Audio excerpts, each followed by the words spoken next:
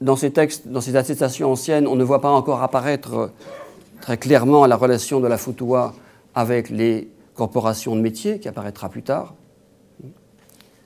Et parallèlement, la vertu de futuwa, donc la vertu comme noblesse d'âme et surtout comme dévouement total à l'autre, est mise en valeur parallèlement à cela dans les textes du tasawwuf, du soufisme. As-Sulami, donc à Nishapur, est le premier à rédiger un ouvrage consacré à la futuwa spécifiquement. Et la futuwa y apparaît comme la somme des vertus, des nobles caractères, et finalement l'expression du soufisme lui-même.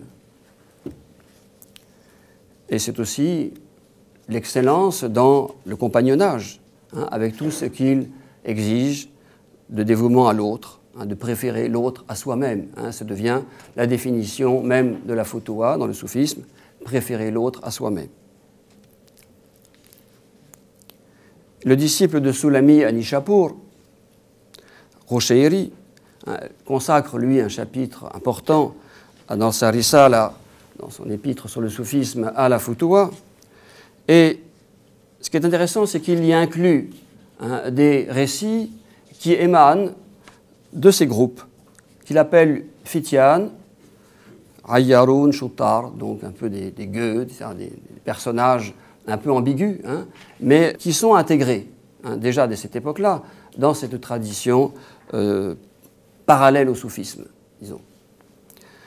Et Rushairi lui-même était réputé l'un des maîtres de la futuwa.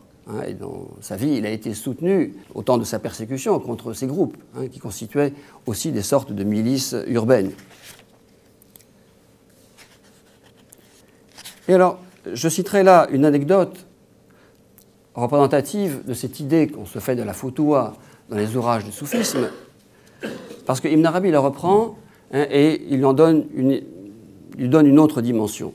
Donc, un groupe de fityan, donc de jeunes preux, si vous voulez, arrive chez un autre homme, qui appartient lui aussi à la futuwa, et il demande à son jeune serviteur d'apporter un repas, une nappe, soufra, enfin une nappe avec un repas aux invités, et le jeune homme tarde. Les invités ne sont pas très contents et commencent à dire c'est pas de la futuwa que de faire attendre ainsi les invités. Alors, le serviteur finit par arriver enfin, et son maître lui demande mais pourquoi il a mis si longtemps? Et le serviteur lui répond mais il y avait des fourmis sur la nappe. Il dit ça aurait été un manque d'adab, donc de respect pour les invités, que d'apporter une nappe avec des fourmis, et ça aurait été un manque de futuwa que de chasser les fourmis. Et donc j'ai attendu ce qu'elles s'en aillent. Voilà. Alors les invités disent tu agis effectivement avec finesse. Et quelqu'un comme toi est digne de servir les fityanes.